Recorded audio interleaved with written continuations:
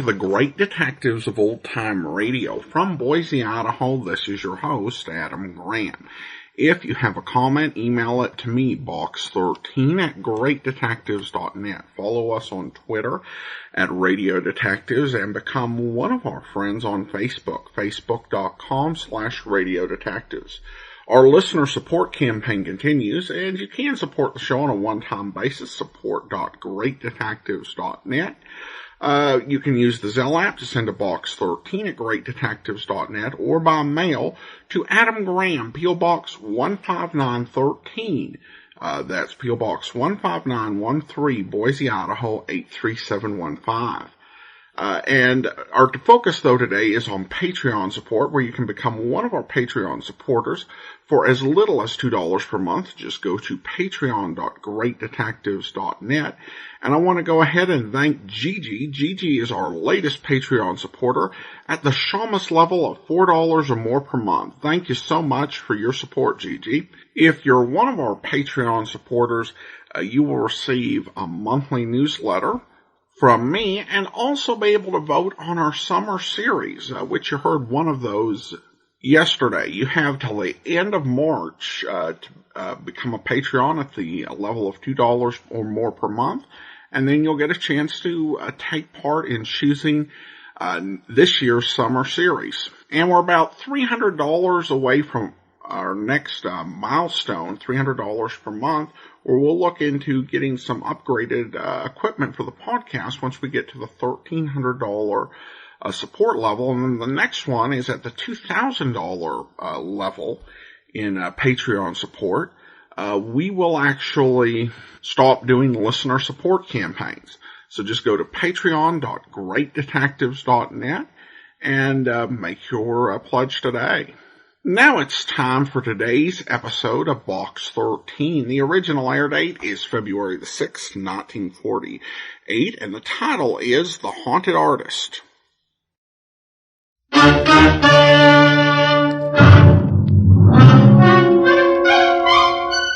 Box 13, with the star of Paramount Pictures, Alan Ladd, as Dan Holliday.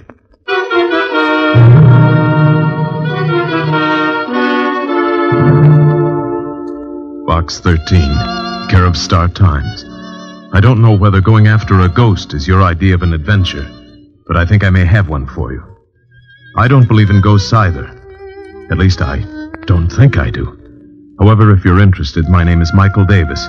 I'm an artist, and my studio is at 183 Lincoln Mews. I'm there almost all day.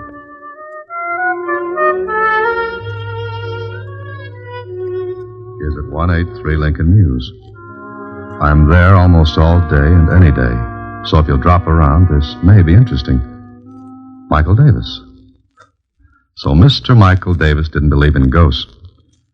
Well, neither did I, until I met Mr. Davis.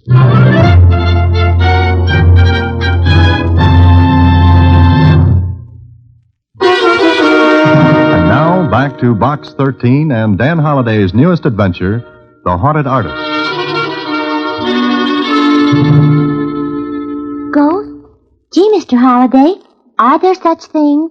Ever see a bank account after March the 15th? Huh? Skip it, Susie. Michael Davis. He says he's an artist. Do you know anything about art, Susie? Well, I've been to the museum where they have that statue of the Venus de Milo. That's Venus de Milo. The one without arms? Uh-huh. Oh. Well, art is long and time is fleeting, and the same goes for Dan Holliday. And it looks like a trip to Mr. Michael Davis is in order. See you later, Susie. A half hour later, Michael Davis and I were introducing ourselves and shaking hands. I liked him, and he looked like an artist, except when he grinned. Then he looked and seemed a lot younger than he was, 33 or 4. And he grinned as he said, So you advertise for adventure just to get plots for your stories, huh? Yes, that's a general idea. Maybe I'll be able to use yours.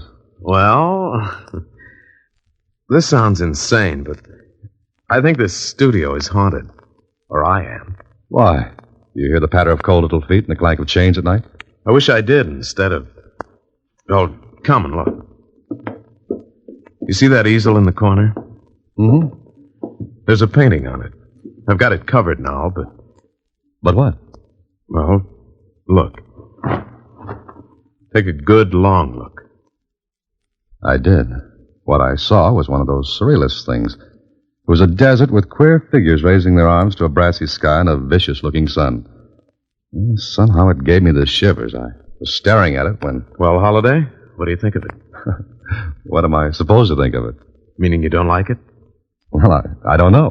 I hadn't intended you to criticize it. Just look at it and see if you notice anything wrong. Go ahead, I'll keep quiet. I looked again, and something did strike me as being a little odd. I moved in for a closer look, stood there for a moment. Uh-huh. You've got it, Holiday. That stone quarry painted in the right-hand portion of the canvas. Yes, it doesn't belong. I mean, it's out of place. I didn't paint it. Maybe we'd better go over the signals again, Davis. I lost the ball on that play. I don't blame you. But it's the truth. I did not paint that quarry in there. Look at it. The technique is different. Yes, the brushwork's not like the rest. Exactly. And that painting has to be done in 3 days. I've been working on it for 7 months, and it has to be finished. Why, what's the rush? Well, I've been invited to hang a canvas in the Bernier galleries. Oh, which means you've arrived.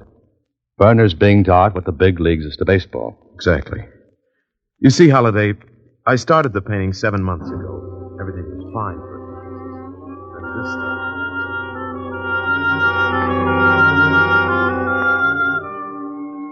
What Davis told me was this. He'd finish work in the evening, cover the painting, and turn in. Then, in the morning, when he'd take the cover off the canvas, the quarry would be painted in. It happened 6 times. The last time was the night before he wrote his letter to Box 13. He was sure no one had entered his studio during the night. He'd locked his windows and doors, but still it happened. It's driving me crazy. I've lain awake at night trying to catch the person responsible, but nothing doing. He never shows up when I'm waiting for him. Have you told the police? Oh, sure. They thought I was just 2 steps ahead of the man in the white coat. Huh. You're sure you've locked up every night? Look at the door. New locks, 2 of them. Even the window fasteners are brand new. Those are the only entrances? And exits. No, Holiday. No one comes in through the doors or windows. I'll swear to it. But someone has to, Davis. Unless I am leaving the rails. No, I don't think so. Thanks. Even my best friends won't tell me that. Well, Michael, darling, I brought dinner. Oh. Come on in, Betty. Here, Mike. Here, take some of these packages. Yeah. Betty, this is Dan Holliday. Dan, this is my fiancée, Betty Harper. Hello, Dan. And my name is Betty. well, thanks. I'll use it. Yeah. Mike, darling, I've invited Kit and Ann for dinner. Is that all right? Sure. Will you stay, Dan? Oh, I'm afraid I can't. Besides, I'm unexpected. Oh, no, we've got plenty. Spaghetti, salad, wine. Oh, be careful of that bottle, Mike. Here, let me have it. The bag's bursting. Please, I'm not a child. That's a matter of opinion. You will stay, won't you, Dan? Well, Oh, please do. We can talk some more about my problem. Problem. Your problem, Mike? Well, yes. Dan's going to help about the painting. And I'm a child, huh? There goes the wine. That was clumsy, wasn't it? Accidents will happen, Betty. If I can put in that bromide. Oh, Mike, I just remembered. We're to go to the Suttons after dinner. Huh? Oh, that wasn't a promise. We can't refuse them again. But Dan's going to... As a matter of fact, I can't stay anyway. I have an engagement, too. Well, all right, but you will return tomorrow, won't you? Sure, I'll be glad to. Good night.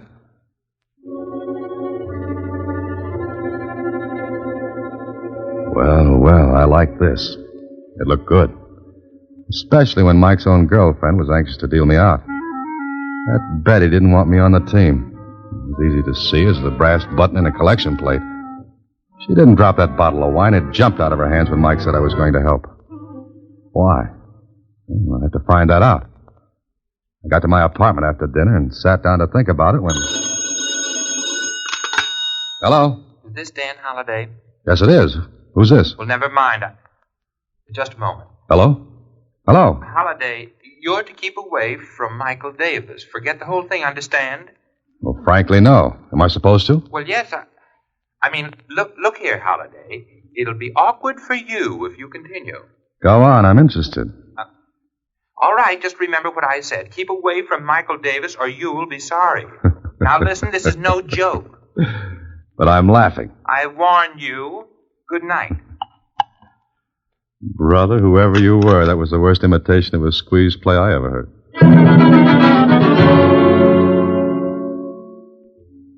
Are you kidding, Dan? No, someone called me last night, wanted me to keep away from you. Why, it must have been a joke. Does anyone want to keep this painting out of the burner galleries for some reason? I thought of that. You mean sabotage, sort of? Yeah, that's it. Well, who? No one I know of. You're sure, Mike? Of course. You done any work on the canvas today? Yes, I scraped off the stone quarry and started my own work again. Then I've got an idea. What time is it? 4 o'clock. Why? Got any sealing wax? Sealing wax? Well, no, I haven't. Well, can you get some? Well, yes, there's a store a block down the street, but what do you want with sealing wax? Well, for one thing, we're going to prove there's no ghost. Or what? Or that there is one. Run down and get the wax. All right, you're the boss. Make yourself at home. I'll be back in a few minutes. I worked fast to get the thing done before Mike came back. I took every tube of paint, every brush, every palette I could see, and wiped them clean.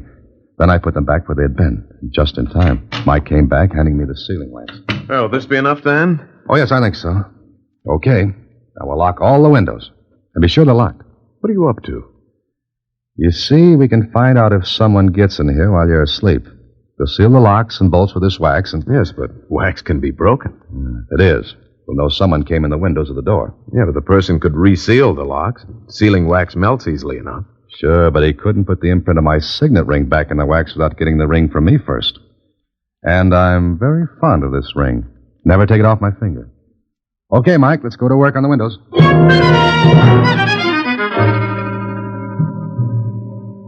All right, that does it. Both windows sealed. If our ghost gets in now, you'll have to break the wax. You know, there's only one thing wrong. What, Mike? I won't be able to sleep tonight. Oh, well, take something. You've got to sleep because your visitor won't break in unless you do. Dan, suppose those seals aren't broken in the morning, but the painting's been changed anyway. What then? We both apply for an outside cell. Now, don't do anything more on your painting, and don't touch a thing. Why not? You want me to help you, don't you? Certainly. Then ask no questions and do as I say. And tomorrow morning we may have an answer. It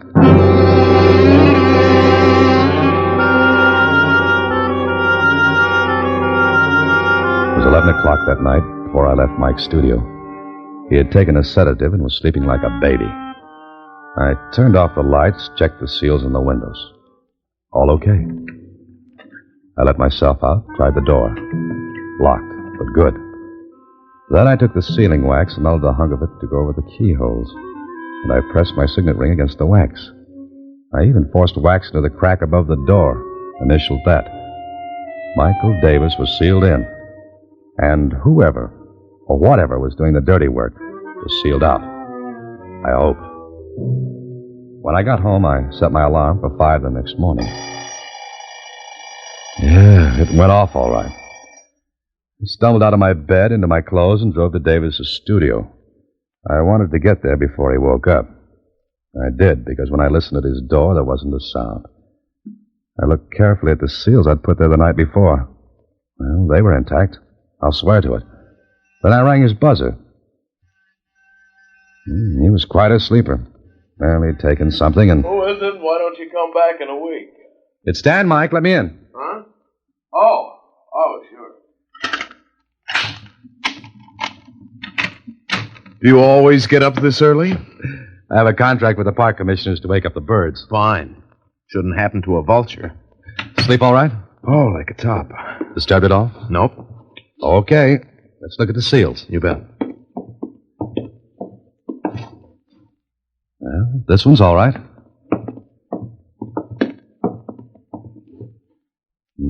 So's this one.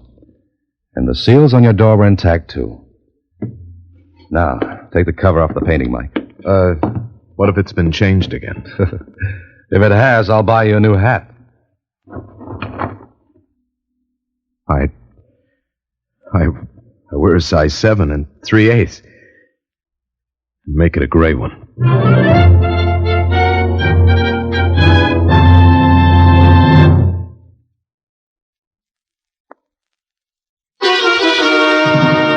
Back to The Haunted Artist, another Box 13 adventure with Alan Ladd as Dan Holliday.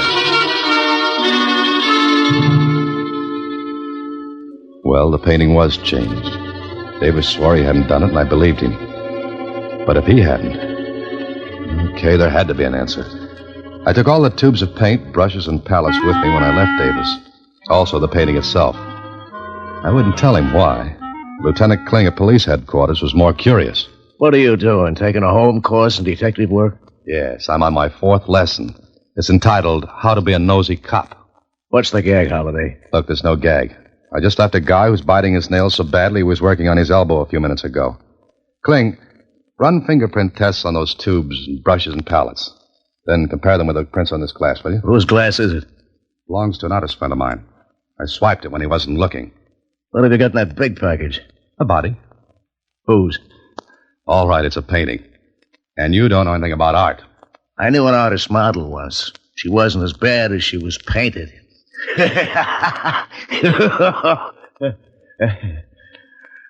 Okay, so I don't slay you. All right, I'll laugh at your joke.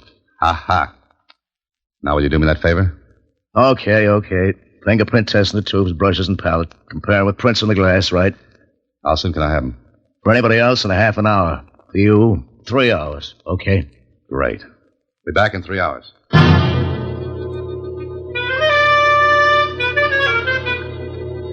After leaving Kling, I went to the Star Times and learned the name of an art expert.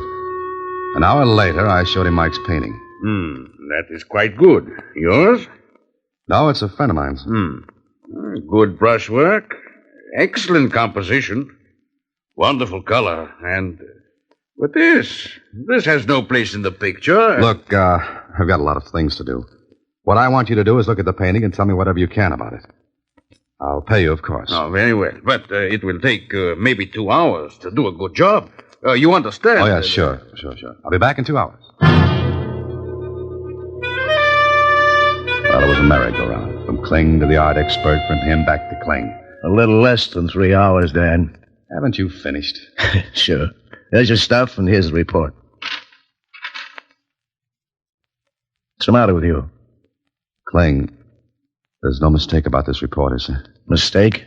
Look, Dan, our boy knows his business. Bet on it. Anything you like. Weren't there any other prints at all? None. The prints on the paint tubes and the rest of that stuff were the same as on the glass. All from the same person. But it can't be. I've got news for you. It is. Well, the only person who could have touched those tubes and brushes was Davis himself. Yet why should he sabotage his own painting? One that meant so much to him. And yet, he was asleep when it happened. Or was he? I stopped thinking about it then. I had to get back to the art expert and find out something. It was a day of surprises because when I saw him... Yeah, a fine thing. They pushed me and they took your painting. Who? I'm standing here looking when they come in. I have no time to see who they are. They pushed me. They grabbed the canvas and they're gone. Did you call the police? Yeah, the police come, but I can tell them nothing. Never mind. Were they men, the ones who took the painting? One man, one woman. You're sure there was a woman? Young man, I'm an art expert, but I also know other things. I know a woman when I see one, even for a second. All right. Never mind them now. What did you find out about the painting? Well, not much. I had not much time, but I can tell you this. I think that the right side of the picture was painted by somebody other than the one who painted the rest. You mean that stone quarry wasn't painted by the same artist who did the rest of the picture? No, I do not think so. There's a different technique, one that is familiar, and I think I recognize it. You do? Well, what's his name? The one who painted the quarry. Well, it's a peculiar technique. Some years ago, I handled some paintings by this man, and... All right. Who is he? Luigi Antonetti. Oh. Where can I get in touch with him? Well, what? I want to see him. Where can I reach him? Oh, you're crazy, young man. Luigi Antonetti is dead. Oh, that was great. One more twist like that, and I need a corkscrew to take off my hat. And there was one person who could answer a few questions for me. Betty Harper. I got her address from Davis and told him to hold base until he heard from me. I guess Betty didn't expect me. Mr. Holliday, I was just getting ready to go out. Correction, you just came in. Where's that painting? Painting? What are you talking about? Betty, Oh, hello. Hello. Kit, this is Dan Holliday. Kit Sayers, Mr. Holliday. How are you, Holliday? Oh, that voice. The voice of doom over the phone. Well, really, Kit, that was a bad job. Well, Be quiet, Kit. Where's that painting? Now, Mr. Holliday, You know you've let yourself in for a vacation on the taxpayers' money with that trick? Now, really, it was a joke, wasn't it, Betty? Mr. Halliday, Kit really thought he was helping out in a practical joke. Well, wasn't I? Look, will you go? Now, Holiday... Oh! All right. But I must say, it all turned out very stupidly. Okay, Betty. So you've got the painting. Yes. Now, will you please let me alone? Will you let Mike alone? Not before I find out what's going on. What if I told you his career would be ruined? His life ruined, too? Would you still go on? Maybe I don't believe that. But you've got to. I love Mike, and I'm trying to help him. Help him? Look, if Mike doesn't finish that painting, it won't hang in the Burners galleries. What becomes of his career then? You're robbing him of his chance, not helping him. Then I'll rob him of it. I'd rather do that than... Then what? I said enough. Oh, please, please, you've got to believe me, Dan. All I want is for Mike to be happy. And all I want to know is what's going on. And what does Luigi Antonetti have to do with all this? How did you find that out? It doesn't matter. Is Luigi Antonetti still alive? He's dead. Then how can he paint that quarry on Mike's canvas? Get out of here. You get out. All right. All right, but I'll find out. If you do and any harm comes to Mike, I swear I'll kill you. Now get out.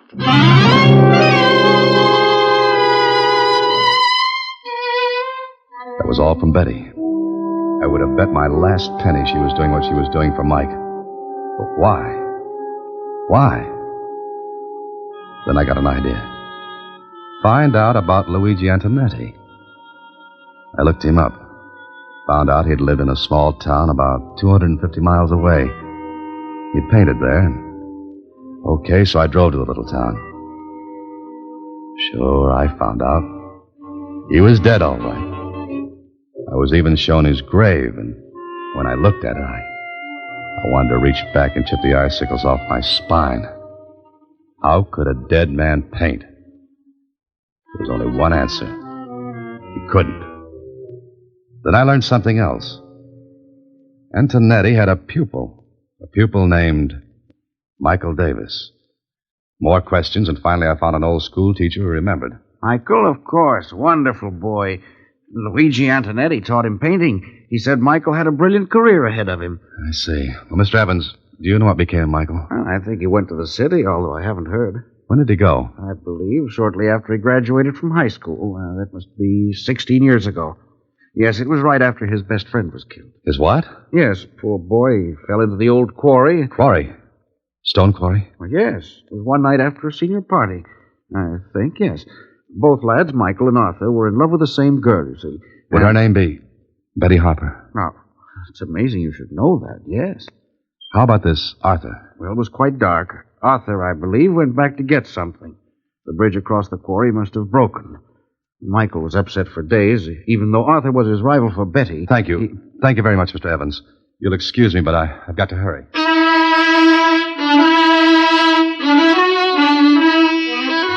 I was getting an idea, but I had to put more pieces together. So I went back to the city and back to the art expert. Yeah, it's not only possible, Mr. Holliday. It's quite probable. In his early years, he would use his teacher's technique. Next stop, a psychiatrist. Certainly, Mr. Holliday, that's quite possible. There are numerous case histories similar to it in general form. Now things began to fit together. The different technique, that of a dead man, yet only Davis's fingerprints on the tubes and brushes. Betty's concern and her willingness to see his career stop rather than have me find out the reasons for everything that happened. But I had to bring the whole thing out in the open. So later in Mike's studio... Let me get this straight, Dan. You say I'm doing that myself, ruining my own painting? Yes, you are, Mike. Don't listen to him, Mike. No, please don't. What's the matter with all of you? Mike, you've got to listen to me. And he's got to listen to me and Dr. Rawlings. Why did you bring a doctor? I'm not only a doctor, Mr. Davis, I'm a psychiatrist. Are you trying to tell me I'm crazy? No, of course you're not.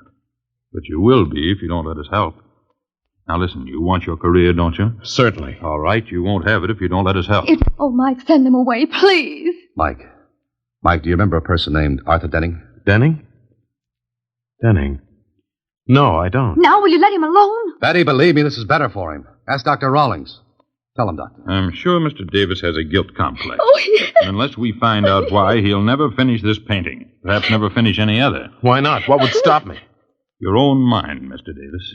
Mike, you know as well as I that no one came into your studio the night we sealed it up. No one. You were the only person in here. Now do you see? Not quite. What do you want me to do? Well, Dr. Rawlings told Mike what had to be done. Davis agreed. I think that... It took only a few seconds for Rawlings to inject a drug into Davis's arm. Then we waited until... All right. He's under. You asked the question, Mr. Holliday. Mike, can you hear me? Yes. Now listen, Mike. It's 16 years ago. You're in high school. A senior. There's a senior party. It's night. Remember? Yes.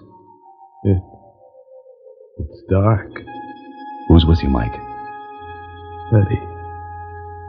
Betty and Arthur. What happened that night, Mike? I killed Arthur. No. Be quiet. How did you kill him, Mike? He had to go back for something. I told him to take the shortcut over the quarry. Then what happened? I forgot. You forgot what? The bridge. The bridge was broken. It was dangerous. But I forgot. I wouldn't have sent him. Yes, I know. He was killed, wasn't he? Yes. I loved Betty. So did he. Everyone would have said I killed him. But I didn't. I just forgot about the bridge. I didn't mean... All right. That's all. I thought he did it deliberately. You see, Miss Harper, his conscious mind refused to admit his guilt, so he forgot completely.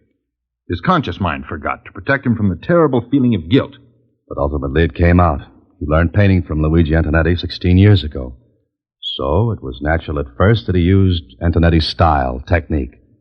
Then, 16 years later, his mind goes back into the past, controls his hand, and he paints as he did 16 years ago. But he paints that quarry. The quarry which was associated in his mind with his guilt, or what he thought was his guilt. And now? What about now? Now, when he wakes up, we'll tell him and he'll be all right. For good.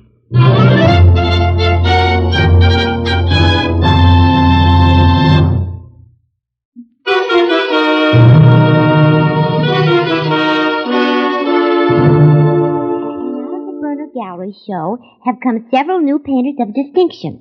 Not the least of them is Michael Davis, whose intensity of feeling and whose brilliant... That's good enough, Susie. Well, it looks like he's all right, doesn't it?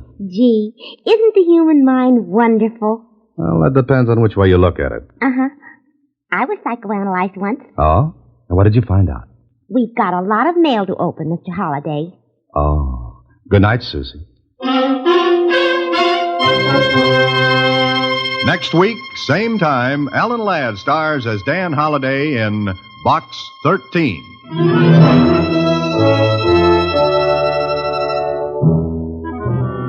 Alan Ladd appears through the courtesy of Paramount Pictures. Watch for him in his latest picture, Saigon. Box 13 is directed by Richard Sandville, with an original story by Russell Hughes, and original music composed and conducted by Rudy Schrager. The part of Susie is played by Sylvia Picker. That of Lieutenant Kling by Edmund MacDonald. Production is supervised by Vern Karstensen. This is a Mayfair production from Hollywood.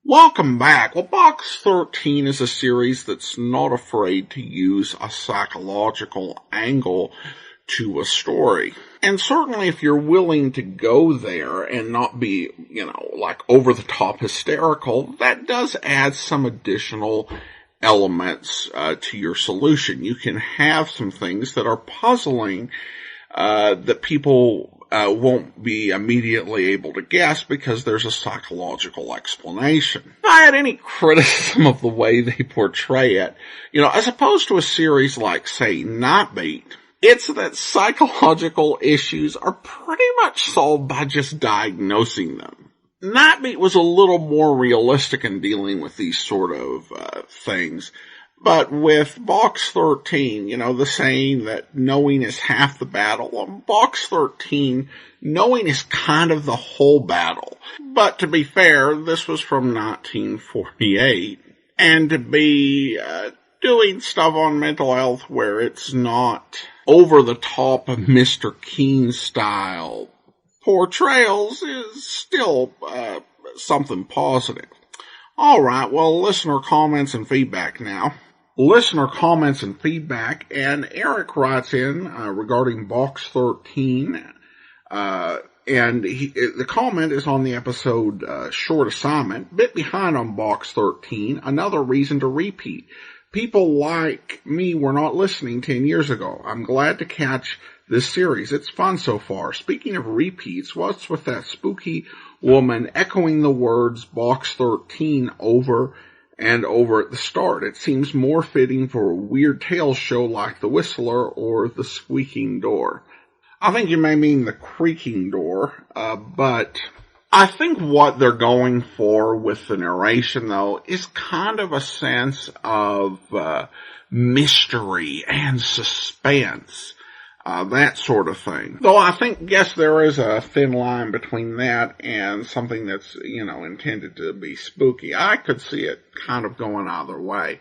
But thank you so much for the comment, Eric. And now I want to go ahead and thank our Patreon supporter of the day.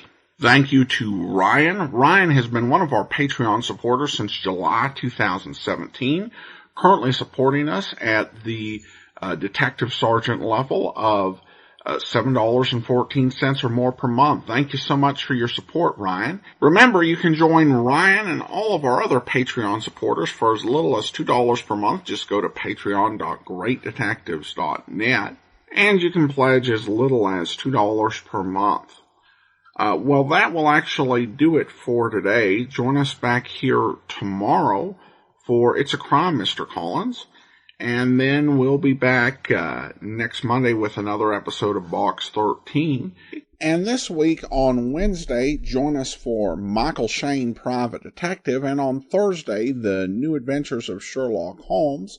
And then next Wednesday, we'll start in with our regular Wednesday series for the next couple of years, The Man Called X. And then Thursday of next week, we'll begin our look at Raffles. So lots of great stuff ahead. I hope you'll be listening. In the meantime, from Boise, Idaho, this is your host, Adam Graham, signing off.